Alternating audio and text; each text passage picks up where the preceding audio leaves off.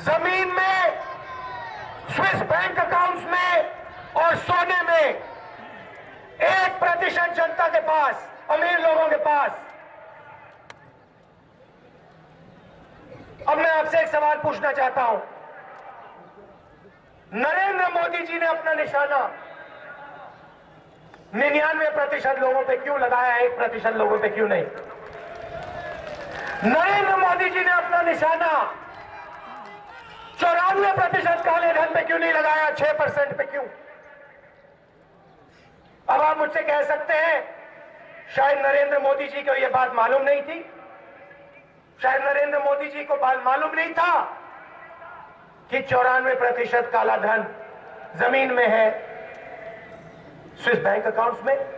मैं आपको जवाब देता हूं, पिछले चुनाव के पहले नरेंद्र मोदी जी ने कैश की एक बार बात नहीं की।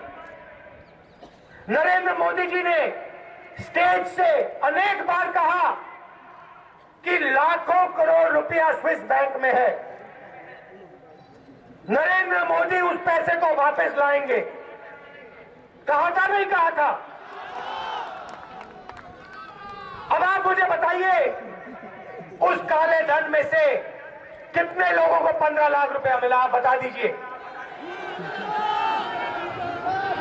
कोई एक व्यक्ति है यहां पे, कोई एक महिला है जो कह सकती है नरेंद्र मोदी जी ने मेरे बैंक अकाउंट में 15 लाख रुपए डाला? नहीं। स्विस सरकार ने हिंदुस्तान की सरकार को एक लिस्ट भेजी है। हिंदुस्तान के सब स्विस बैंक अकाउंट होल्डर्स की लिस्ट है।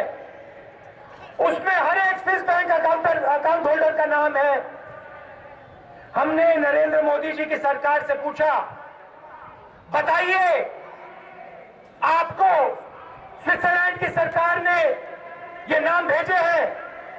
पार्लियामेंट में उन्होंने हमें जवाब दिया, हां जी भेजे हैं। मैं नरेंद्र मोदी जी से पूछना चाहता हूं, उन चोरों के नाम आपने लोकसभा में, राज्यसभा में क्यों नहीं रखे और कब रखोगे?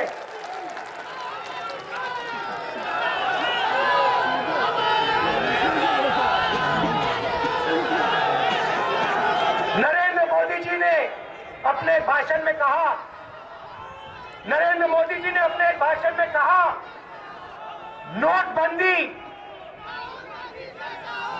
एक राष्ट्रीय यज्ञ है, काले धन के खिलाफ एक यज्ञ है। हर यज्ञ में बलि चढ़ती है। सही बात है ना? मैं आपको बताता हूं यह यज्ञ किसके लिए हुआ और इस यज्ञ पे किसकी बलि चढ़ी, मैं अभी आपको बताता हूं। हिंदुस्तान का किसान, राजस्थान का किसान जब बीज खरीदता है, खाद खरीदता है, वो अपने मोबाइल टेलीफोन से नहीं खरीदता है, वो कैश में खरीदता है। सही बात? नरेंद्र मोदी जी, आपने हिंदुस्तान के किसान के कैश को जला दिया।